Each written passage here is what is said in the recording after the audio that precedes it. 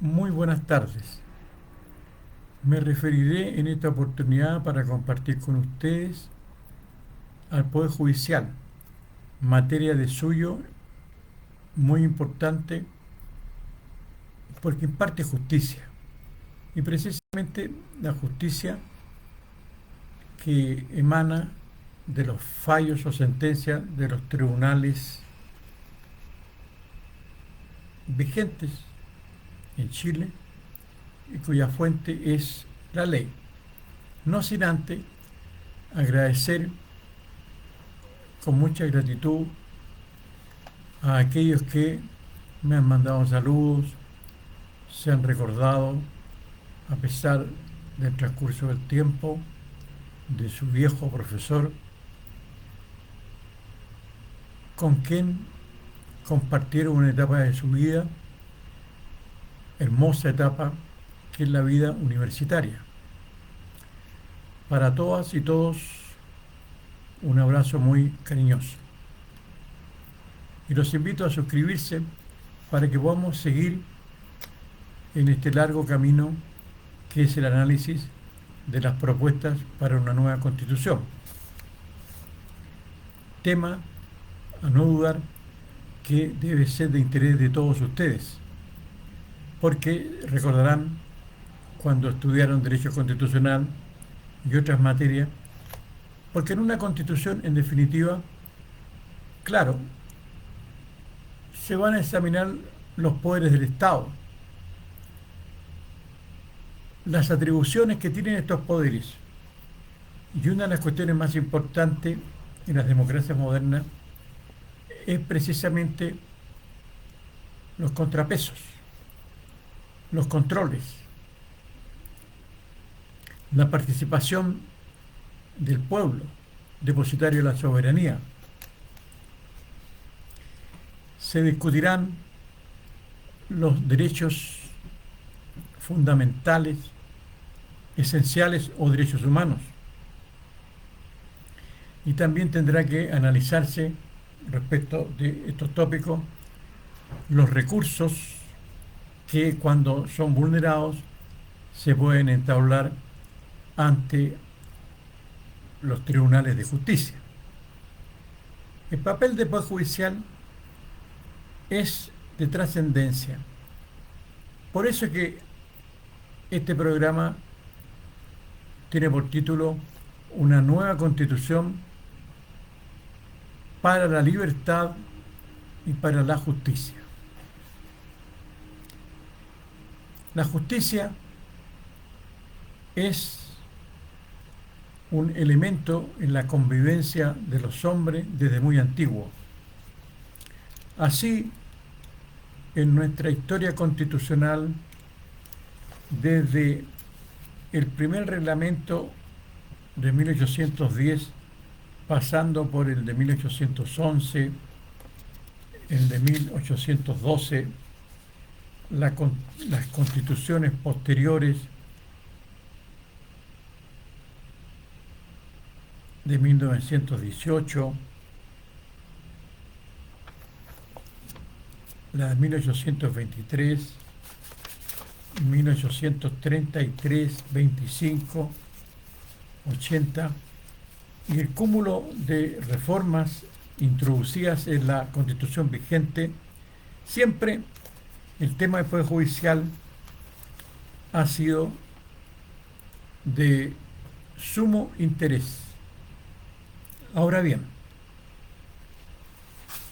hay temas que abordaremos en su momento cuando existan propuestas de la Convención Constituyente, porque hasta ahora no ha habido ninguna propuesta respecto del contenido de la Constitución.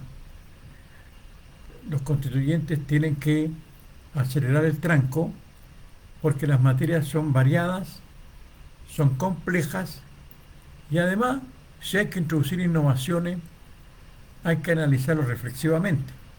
Aquí no se trata de mayoría o minoría, aquí se trata de estudiar, aprobar disposiciones constitucionales que vayan configurando el Estado de Derecho. Y hay materias muy complejas. En referencia al Poder Judicial, y cuando hablamos del Poder Judicial hablamos de los jueces. Y los jueces tienen y han tenido siempre en la historia de la humanidad un papel fundamental. Son los titulares de la jurisdicción.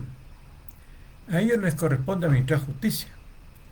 A ellos les corresponde dilucidar cuando las partes rinden su prueba en materia privada o en materia de derecho público, administrativo, penal, etcétera, pondrán las pruebas y dictar sentencia, es decir, decir el derecho. Y a este respecto hay algo muy importante, porque desde la primera fijación del derecho que ocurrió en Roma en el año 450, 451, 450, la ley de las 12 tablas, que es la primera fijación del derecho que se dio los romanos, hubo disposiciones en esa ley que tenían que ver con un tema gravitante de los jueces y de todo el sistema judicial, pero específicamente de los jueces, que es la imparcialidad. Y en esa ley, que tiene tantos siglos, con celo se preocuparon de establecer los deberes de los jueces y por sobre todo la sanción que conllevaba el vulnerar la imparcialidad de un juez. Por eso que está en una alegoría retratada la diosa de la justicia. Y la diosa de la justicia tiene una venda en los ojos. Esta alegoría que aparece en la historia en el siglo XVI en Egipto es muy elocuente, porque nadie puede hacer suya la litis del otro, de alguna de las partes. Y en esa ley que recuerdo, y ustedes seguramente también lo recordarán,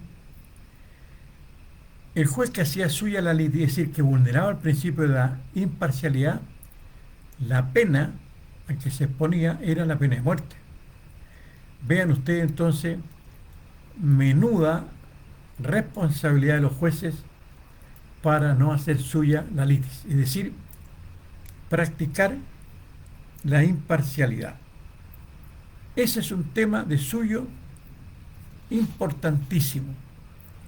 Hay que velar entonces en las nuevas disposiciones constitucionales y en las leyes que se dicten acorde con ese principio rector, asegurar la imparcialidad a todos aquellos que acuden precisamente en busca de una sentencia que ponga término a una controversia.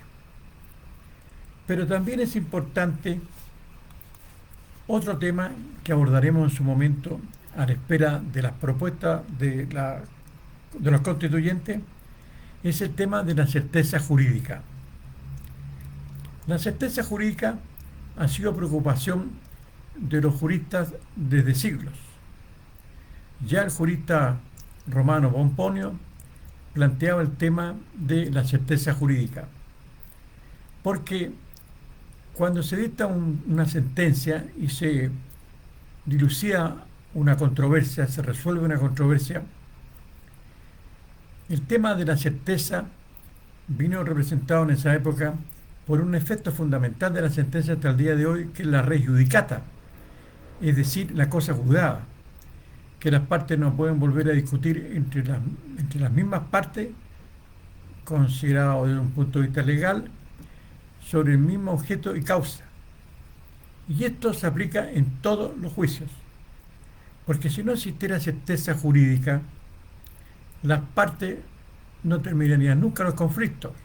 Ahora, también el ordenamiento legal debe brindar certeza jurídica, seguridad jurídica, porque los conflictos se inician y deben tener un punto de término, que finalicen.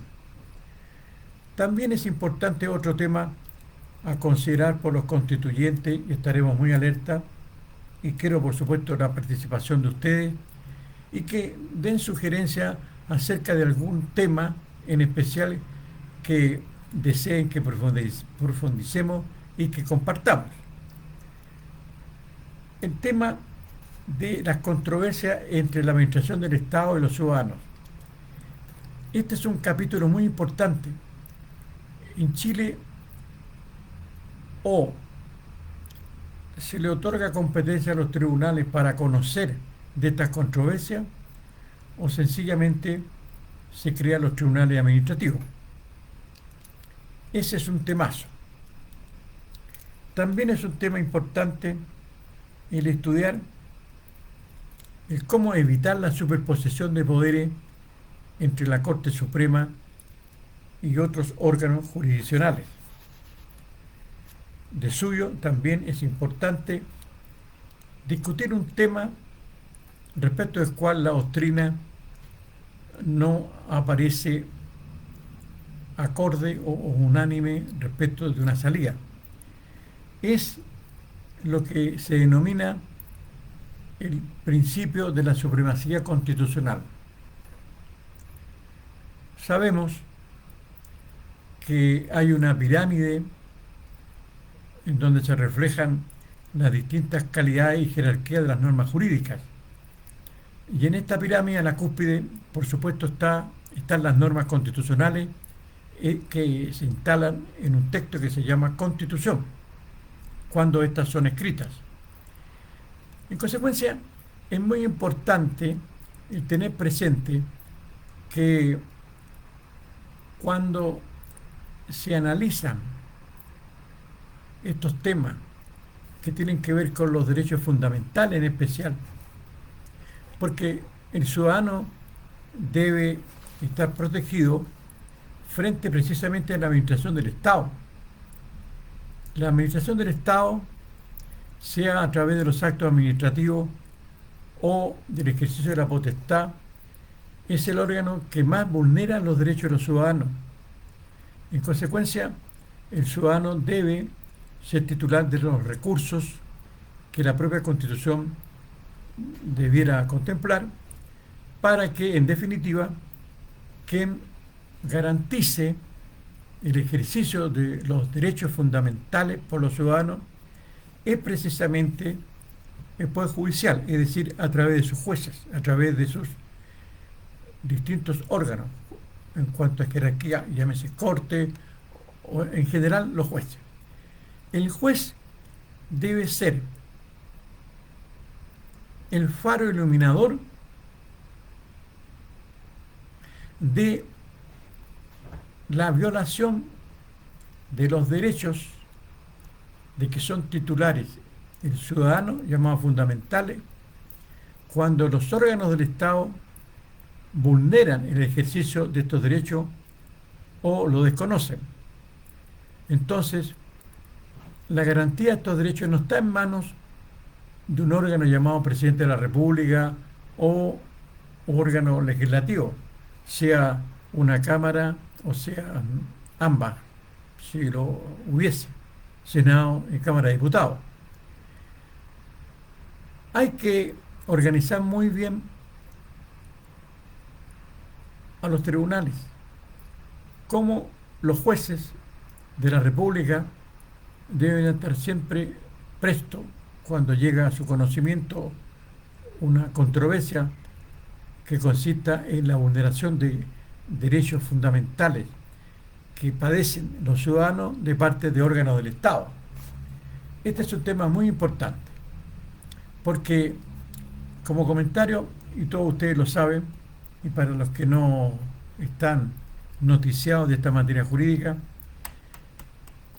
en Chile, hasta la Constitución del 25, no hubo ningún recurso constitucional como para poder impetrar la actuación de las Cortes de Apelaciones, por ejemplo, cuando se vulneraban derechos, sea por órganos del Estado o por órganos particulares o personas naturales.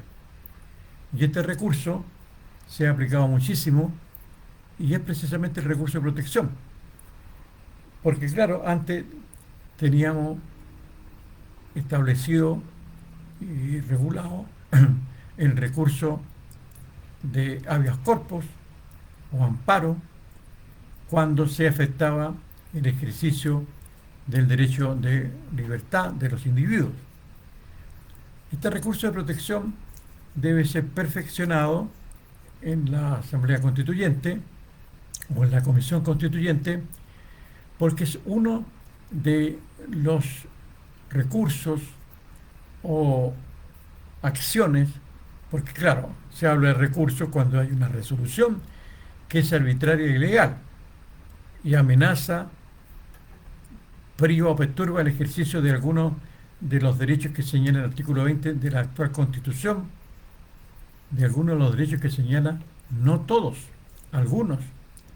Por eso es que, si bien fue un avance, la experiencia que tienen las Cortes y nosotros los abogados, amerita que esta Convención Constituyente pueda perfeccionarlo. De manera que hay muchas materias que tienen que ver precisamente con el Poder Judicial. Y una de las materias, a mi modo, relevante es la participación que tiene el Ministerio Público, que como todos sabemos, no forma parte del Poder Judicial porque no tiene facultades jurisdiccionales. El Ministerio Público, a través de sus fiscales, investiga la conducta que aparenta ser ilícita y la participación de los autores, cómplices o encubridores en un hecho ilícito. El Ministerio Público también debe acatar las normas del debido proceso a consecuencia de una reforma que hubo el año 2005, no obstante que no es titular de jurisdicción. El Ministerio Público debe ser también analizado, evaluado, y es muy interesante plantearnos si acaso, por las facultades que tiene el fiscal nacional, no debería ser elegido también por el ciudadano. El fiscal nacional tiene facultades precisamente para investigar, tiene facultades muy notorias para estar por sobre todos los fiscales del país, y es de suyo trascendente que meditemos si es conveniente o no que el fiscal nacional sea elegido y que no sea un dependiente del poder político, porque lo más importante es que todos estén bajo control. Los jueces deben tener también controles, porque nosotros, los litigantes, controlamos los fallos, las sentencias que dictan los jueces a través de los recursos. Porque los jueces se pronuncian, el lenguaje de los jueces está inserto en la sentencia. Y nosotros los abogados, que tenemos representación de nuestros clientes, de nuestros patrocinadores, podemos impugnar estas sentencias o fallos con los recursos que la ley señala.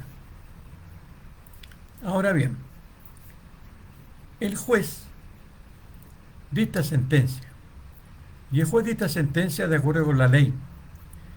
Me voy a referir al ámbito del derecho privado. En el derecho privado, el juez dicta sentencia de acuerdo con la ley. Y si no hay ley, el juez puede dictar sentencia, como así lo señala el Código de Procedimiento Civil, de acuerdo a la equidad, de acuerdo con los principios generales del derecho. Es decir, el juez, cuando no hay ley, no puede excusarse de dictar fallo. No así en materia penal, porque si un hecho, aunque sea reprochable como ha ocurrido en el último tiempo por toda la ciudadanía, si una ley no señala que esa conducta está tipificada, no hay delito. Y los jueces no pueden inventar en su sentencia calificaciones de conductas que no están tipificadas, señales que son delictuales. Eso obedece a un principio rector de hace más de 2000 años. No hay pena sin ley, no hay delito sin ley. Eso es fundamental. Pero en materia privada, el juez, cuando no hay ley, tiene una facultad muy importante para adecuar precisamente su fallo a las circunstancias que le toca en suerte conocer como hecho controvertido entre partes y dictar sentencia. Ahora, de aquí surge entonces, a mi modo, una diferencia muy importante entre el derecho legal y el derecho judicial. El derecho legal es aquel que surge precisamente del juez cuando dicta sentencia apegado a la ley. Porque si hay ley que regula una situación determinada, el juez no puede dejar de aplicar la ley. Sin embargo, el juez, a pesar de que haya ley, tiene una facultad muy importante. Los jueces normalmente tienen que interpretar la ley, porque las leyes con el paso del tiempo, no nos olvidemos que se dictan en un contexto determinado, y con el paso del tiempo los jueces tienen esa gran facultad de interpretar las leyes, y las leyes se interpretan de acuerdo con el método, o mejor dicho, los artículos que nos dejó en el Código Andrés Bello, del artículo 19 al número 24. Y el juez, cuando dicta sentencia e interpreta la ley, crea lo que se llama el derecho judicial, que es un derecho distinto al legal. De modo que el juez, en asuntos de derecho privado, puede perfectamente ir perfeccionando el derecho privado. Hay sentencias notables de jueces o de Corte de Apelaciones o de la Corte Suprema que por la vía de la interpretación han hecho justicia. Y al respecto, quiero señalar que estas materias, por supuesto, son todas dignas de análisis en profundidad, como lo haremos, pero me quiero referir en especial al tema de la interpretación. La interpretación que hacen los jueces en el ámbito del derecho privado, el intérprete no cambia, no suplanta, no sale del centro, no es excéntrico, sabe, eso sí, sacar jugos nuevos a la añeja cantera de los principios, a esos que son ejes espirituales del centro. El intérprete sabe que el derecho es un proceso, como la vida misma. Sabedor de eso, su arte, el arte de los jueces, debiera consistir en hacer que el derecho, no cambiando, cambie. Gracias. Buenas noches.